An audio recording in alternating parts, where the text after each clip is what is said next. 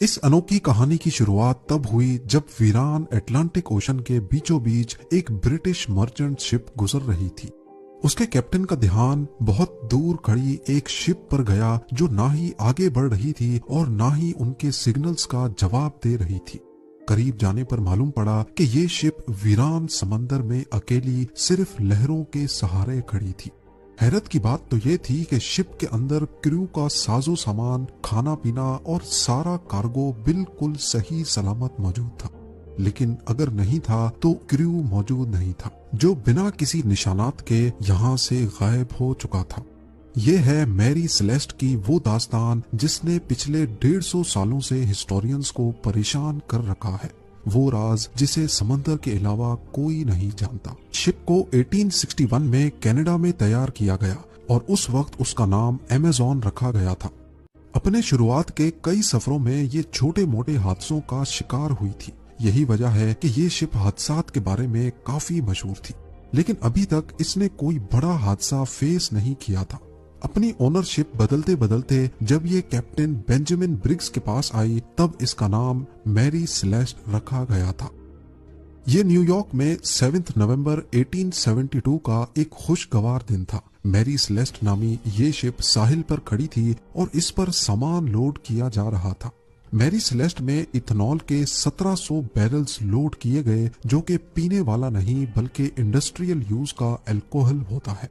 इसको ये सारे बैरल्स न्यूयॉर्क से इटली के शहर जेनोआ तक बजरिया अटलांटिक ओशन लेके जाने थे। इस शिप में टोटल 10 लोग सवार थे, जिसमें शिप के कैप्टन बेंजामिन स्पूनर ब्रिग्स, उनकी बीवी और उनकी 2 साला बच्ची समेत 7 क्रू मेंबर्स भी मौजूद थे। सफर शुरू करने से पहले शिप में किसी किस्म का कोई मसला नहीं था और वो आसानी से बिना किसी रुकावट के सफर पर रवाना हो गई। ये सफर करीब 7500 किलोमीटर लंबा था और नॉर्मली उस दौर में इतना बड़ा सफर करने में कई दिन नहीं बल्कि कई हफ्ते लग जाते थे। याद रहे कि तब जीपीएस या एडवांस्ड कम्युनिकेशन डिवाइसेस भी नहीं होती थी जिससे कैप्टन के साथ राब्ता बनाया जा सके। मैरी सेलेस्ट को न्यूयॉर्क से निकले 3 हफ्ते गुजर चुके थे और मामूल के मुताबिक कई हफ्तों के बाद अब उसकी जेनोआ के पोर्ट पर आमद का इंतजार बढ़ता जा रहा था। लेकिन इतने वक्त के बाद भी मैरी सेलेस्ट का कोई अता पता नहीं था। यहाँ तक कि मैरी सेलेस्ट के बाद न्यूयॉर्क से निकली दूसरी शिप्स अब जेनोआ तक पहुंचना शुरू हो गई। अब परेशानी बढ़ती जा रही थी कि आखिर मैरी सेलेस्ट इतने हफ्ते गुजर जाने के बाद भी मंजिल पर क्यों नहीं पहुंच पाई। मैरी सेलेस्ट के रवाना होने के 10 दिन बाद एक और ब्रिटिश शिप को भी न्यूयॉर्क से निकलकर इसी रूट से होते हुए जिब्राल्टर तक जाना था। ये डिग्राटिया नामी एक ब्रिटिश मर्चेंट शिप थी जो कई हफ्तों के बाद 4 दिसंबर 1872 को एजोर्स आइलैंड के करीब पहुंची थी। ये समंदर का वो हिस्सा है जहां नीले आसमान और समंदर के अलावा कुछ दिखाई नहीं देता। वहां शिप के कैप्टन को बहुत दूर समंदर में एक शिप खड़ी दिखाई दी। कैप्टन ने नोटिस किया कि वो शिप पानी पर आगे नहीं बढ़ रही बल्कि सिर्फ एक ही जगह पर खड़ी है। समंदर के इस हिस्से में ऐसा मंजर देखकर कैप्टन को शक हुआ और उन्होंने उसे दूर से ही कई सिग्नल्स भेजे, लेकिन जब आगे से कोई रिप्लाई नहीं आया तो कैप्टन ने उसके करीब जाने का फैसला किया। करीब पहुंचने पर मालूम पड़ा कि ये कोई और नहीं बल्कि कैप्टन के ही दोस्त की मैरी सेलेस्ट नामी शिप थी, जिसको न्यूयॉर्क से निकले अब पूरा 1 महीना गुजर चुका था। मैरी सेलेस्ट जिब्राल्टर से 1800 किलोमीटर दूर अटलांटिक ओशन में तन तनहा खड़ी हुई दिखाई दी। उसमें किसी किस्म की कोई हरकत नहीं थी। डिग्राटिया के कैप्टन ने अपने क्रू मेंबर्स को मैरी सेलेस्ट में भेजा, जहां वो सब ये देखकर हैरान रह गए कि शिप पर कोई भी मौजूद नहीं है। 1 महीने पहले जो न्यूयॉर्क से 10 लोगों के साथ निकली थी, वो सारे लोग आखिर समंदर के बीचों बीच कहां गायब हो गए। यही सवाल अब डिग्राटिया के कैप्टन को भी खाए जा रहा था। पहले तो उनको लगा कि शायद शिप पर कोई हादसा हुआ है, लेकिन जब उन्होंने मैरी सेलेस्ट का जायजा लिया तो पूरी शिप बिल्कुल सही सलामत मौजूद थी। कैप्टन और उनकी फैमिली का सारा सामान और क्रू मेंबर्स के कपड़े तक भी बिल्कुल नजर नहीं आई। इसका सिर्फ एक ही मतलब हो सकता था कि जरूर शिप पर कुछ हुआ था और सब लोग अपनी जान बचाकर लाइफ बोट में कहीं भागे हैं।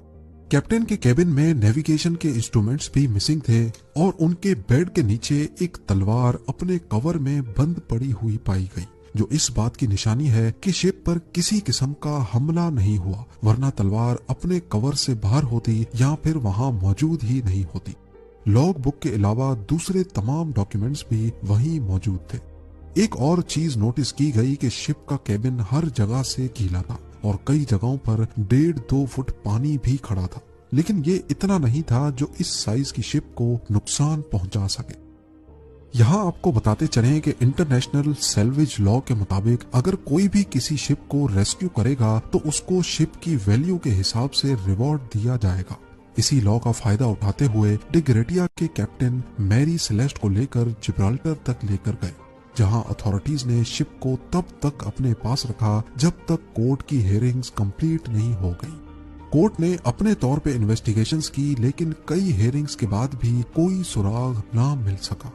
कोर्ट हियरिंग्स भी जब इस मामले को सुलझा ना सकी तो लोगों ने तरह तरह की बातें बनाना शुरू कर दी। कुछ ने कहा कि आसमानी मखलूक मैरी सेलेस्ट के क्रू को ले उड़ी, तो कई ने कहा कि समंदर की कोई बला ने इन पर हमला कर दिया होगा। इन सब मनगढ़ंत बातों में एक बात सच्ची थी कि मैरी सेलेस्ट जब से बनी थी उसके साथ तब से हादसात होते आ रहे हैं।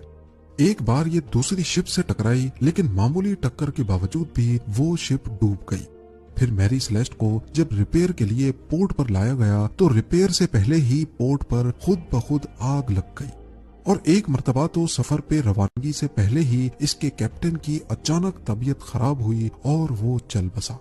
इन सब बातों की वजह से ही अब ऐसा माना जाने लगा कि शायद मैरी सेलेस्ट पर जिनों और आत्माओं का राज है, जिसकी वजह से ये लेटेस्ट हादसा हुआ है। और तब से लेकर मैरी सेलेस्ट को गोस्ट शिप का टाइटल भी दिया जाने लगा।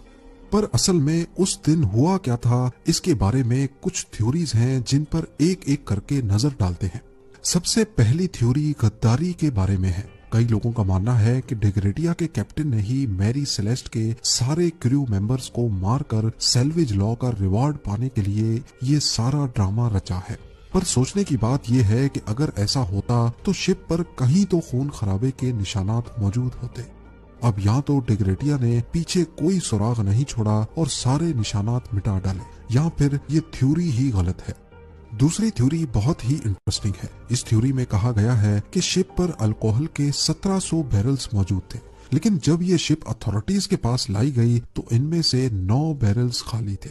हो सकता है कि अल्कोहल के कुछ बैरल्स में ब्लास्ट हुआ हो, जिसकी वजह से क्रू मेंबर्स लाइफ बोट में बैठकर यहाँ से भाग गए हों। मगर जहाँ ये बैरल्स मौजूद थे वहाँ पर ब्लास्ट का या आग लगने का कोई निशान मौजूद नहीं था। तीसरी थ्योरी में ये बात सामने आई कि हो सकता है कि शिप समंदरी तूफान की लपेट में आ गई थी और इसमें पानी भरना शुरू हो गया था। यही चीज देखते हुए कैप्टन ने शिप को एवैक्यूएट करने का फैसला किया और फिर वो सारे छोटी लाइफ बोट में बैठकर भाग गए हों। इतनी छोटी लाइफ बोट समंदरी लहरों का मुकाबला ना कर पाई और सबकी जान ले गई हो। ये थ्योरी काफी हद तक दुरुस्त मालूम होती थी, मगर ये भी बस सिर्फ एक थ्योरी ही थी। थ्योरीज तो बहुत है, मगर कोई एक थ्योरी भी सबूतों के साथ प्रूव नहीं हो सकी। 150 साल से ज्यादा का अरसा गुजर जाने के बावजूद भी इस मिस्ट्री को आज तक सुलझाया नहीं जा सका। मैरी सेलेस्ट के साथ क्या हुआ था, किन हालात में कैप्टन ने शिप को छोड़ा और फिर वो सब कहाँ चले गए, ये राज भी शायद कैप्टन बेंजामिन ब्रिग्स के साथ ही चला।